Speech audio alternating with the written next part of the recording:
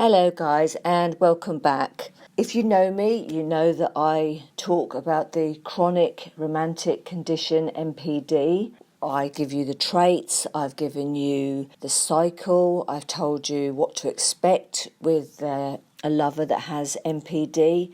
I hope I've helped you get through the trauma of the random disregard that they typically do. If I'm helping and you like the information I give you, please do me a favour, press the like button and subscribe. I want to start with a question. Irrespective of what's happened until now, what do you have planned for your life?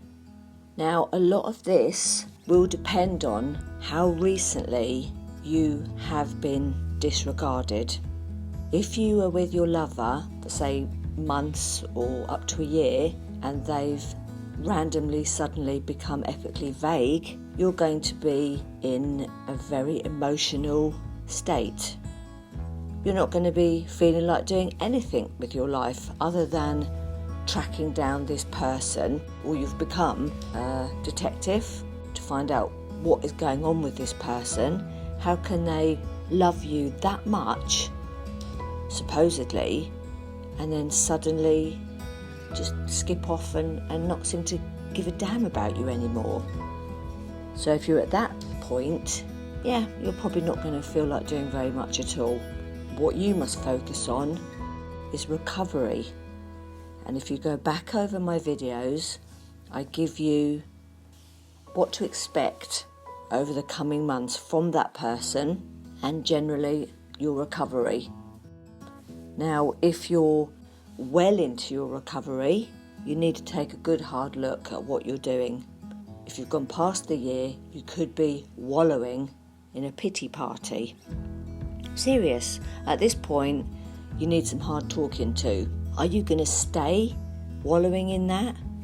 Going on and on and on about what happened, what could have been, why, when, all the rest of it. No. You've got to get up off your arse, up, stand tall now and realise you have a life to live.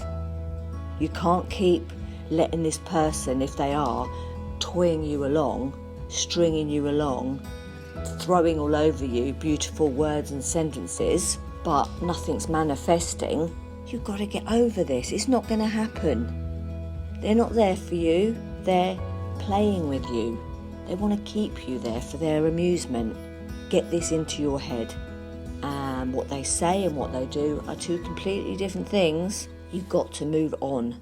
You have to see them in the rearview mirror. I understand it hurts. I understand that you're wounded. It's not going to get better if you keep picking at it. You're just opening up the wound. It's time to let things heal. You have to think about healing and getting better. You've got a whole life ahead of you. You don't need anyone, especially not somebody who's leading you on, toying with you, having your emotions up, down, up, down, up, down, up, down, up, down, up. You want clarity and calm. You won't get that if you stick around this person. If you find yourself living your life, you get up every day, you live your existence with like this underlying grief of this person who is embedded themselves just enough where you can't really function, you really have to have a serious chat with yourself and realise they're starting to get into your subconscious mind.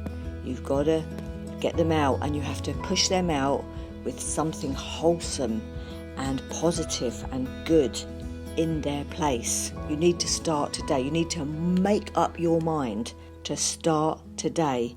Get rid of this low-life grief and person that is messing up your life.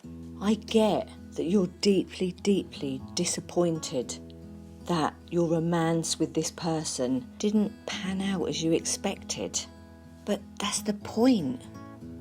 Look at what you've got. You can do better than that. You don't need that. This person, they've got you. They kind of know that they've managed to make your self-esteem so low that you have to depend on them for any uplift that you get in life. They give you a bit of a high. You're addicted to that person. You've got to get out of this addiction. It's a bad addiction. What do bad addictions do? Take, steal and destroy your life, trust me.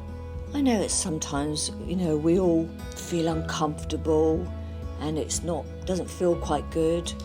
I remember once hearing a story about, I think it was somebody was sat in a chair and the chair was very, very uncomfortable, and the person kept moaning and moaning and moaning about the chair being uncomfortable, and then somebody said to them, "Why don't you just get out of the chair?" And the person basically replied, "I can't be bothered."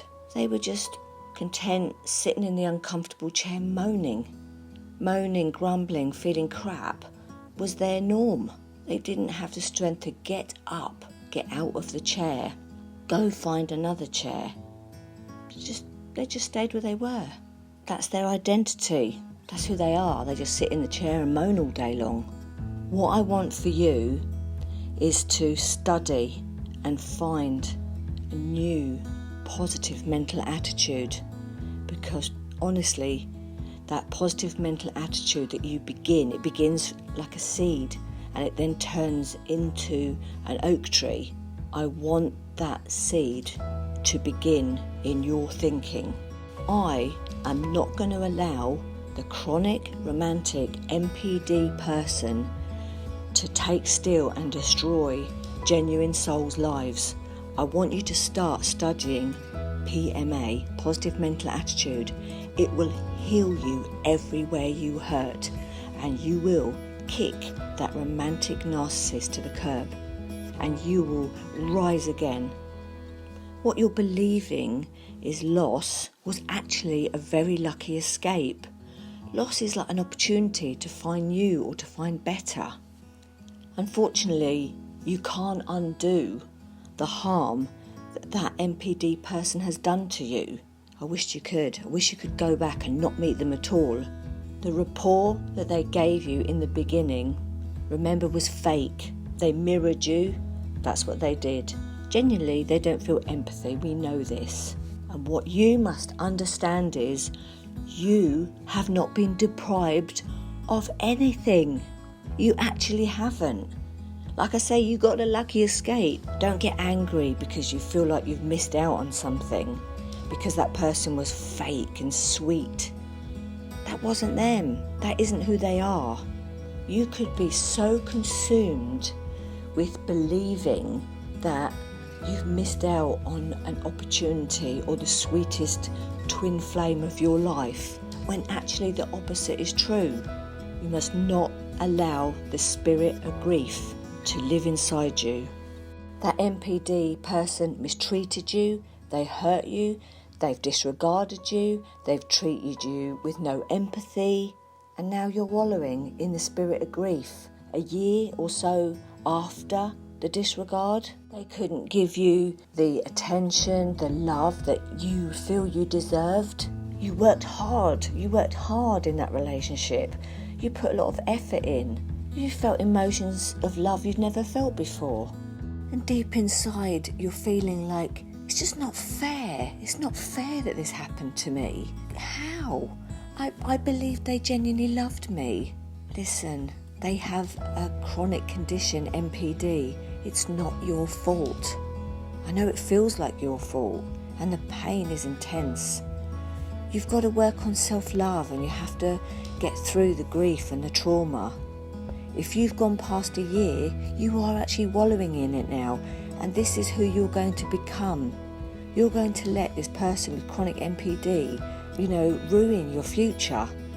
Shit happens, and it happened to you. Get up, out of that fetal position, stand tall and take the first little step into a good, bright, positive future. Because if you don't change something today, tomorrow, where are you going to be in 6 months, a year, 3 years' time? There's a song by Michael Bolton, "When I'm Back on My Feet Again." The words are so inspirational and hopeful. You will get back on your feet again. you will be stronger than ever. You've been pulled back like the arrow in the bow. Keep on target, keep focused.